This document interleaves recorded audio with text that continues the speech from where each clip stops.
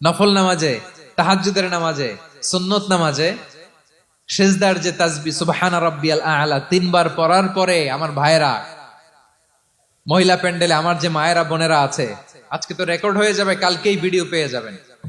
তিনবার সুবহানা রাব্বিয়াল আ'লা পড়ার পরে পড়বেন সুবহুন কুদ্দুসুন রাব্বুল মালাইকাতি ওয়ার রূহ।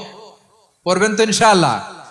বিশ্বনবী যখন সিজদায় লুটিয়ে পড়তেন, আম্মা জানা এসে বলেন, আমরা তো সিজদার মধ্যে সুবহানা রাব্বিয়াল আ'লা বলেই শেষ, কিন্তু বিশ্বনবী তাহাজ্জুদের নামাজে, নফল নামাজে, সুন্নত নামাজে তিনবার সুবহানা রাব্বিয়াল আ'লা তাসবিহ পড়ার পরে তিনি পড়তেন সুবহুন কুদ্দুসুন রাব্বুল মালাইকাতি ওয়ার রূহ। সুবহ কুদ্দুস রব্বুল মালাইকাতি ওয়ার রূহ। সিজদায় লুটিয়ে পড়ে বিশ্বনবী এই দোয়াটা পড়তেন।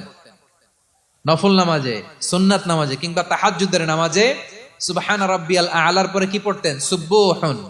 আওয়াজ করে বলেন সুবহুন কুদ্দুসুন রব্বুল মালাইকাতি ওয়ার রূহ।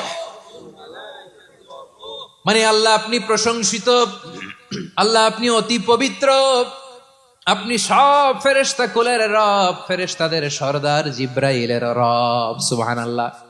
আজকে থেকে পড়বেন সিজদায়? হ্যাঁ, বারোখালীবাসী পড়বেন নাকি? হুজুর নামাজে তো পড়ি না। হ্যাঁ, এরকম নফল নামাজে, তাহাজ্জুদের নামাজে, সুন্নত নামাজে সিজদার যে তাসবিহ সুবহানা রাব্বিয়াল আ'লা তিনবার পড়ার পরে আমার ভাইরা, মহিলা প্যান্ডেলে আমার যে মায়েরা বোনেরা আছে, আজকে তো রেকর্ড হয়ে যাবে, কালকেই ভিডিও পেয়ে যাবেন। তিনবার সুবহানা রাব্বিয়াল আ'লা পড়ার পরে পড়বেন সুবহুন কুদ্দুসুন রাব্বুল মালাইকাতি ওয়ার রূহ। পড়বেন তো ইনশাআল্লাহ। আবার বিশ্বনবী বলেন ইন্নাল্লাহা তাইয়্যিব লা ইয়াকবালু ইল্লা তাইয়্যিবা।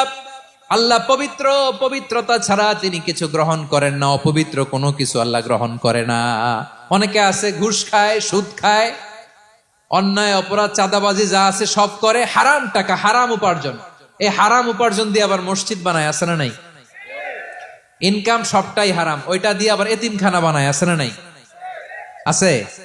ওইটা আল্লাহ কবুল করবে না, কারণ আল্লাহ নিজে পবিত্র। পবিত্র না হলে কিছুই অ্যাকসেপ্ট করেন না। সুবহানাল্লাহ পড়েন। তাহলে বুঝলাম তিনি আল কুদ্দুস মানে অতি পবিত্র। এরপরে আল্লাহ বলেন আমি হচ্ছি আসসালাম। আওয়াজ করে বলেন আসসালাম। আসসালাম মানে হচ্ছে শান্তির আধার। সালাম মানে কি? শান্তির আধার, যার কাছ থেকে শান্তি আসে। দ্য সোর্স অফ পিস, তিনি শান্তির আধার। এজন্য তাহলে কি বলি? সালাম। কি বলি? আল্লাহর একটা নাম হচ্ছে আসসালাম, মানে হচ্ছে শান্তির আধার। দ্য সোর্স অফ পিস, শান্তি দেওয়ার মালিক কে? এজন্য শান্তি চাইবো কার কাছে? আল্লাহ তুমি আমার দেশটাকে শান্তিময় করো, বলেন আমিন। আল্লাহ তুমি আমাদের পরিবারে শান্তি নসিব করো, পড়েন আমিন। আল্লাহ আমাদের জীবনটাকে তুমি শান্তিময় করো, পড়েন আমিন।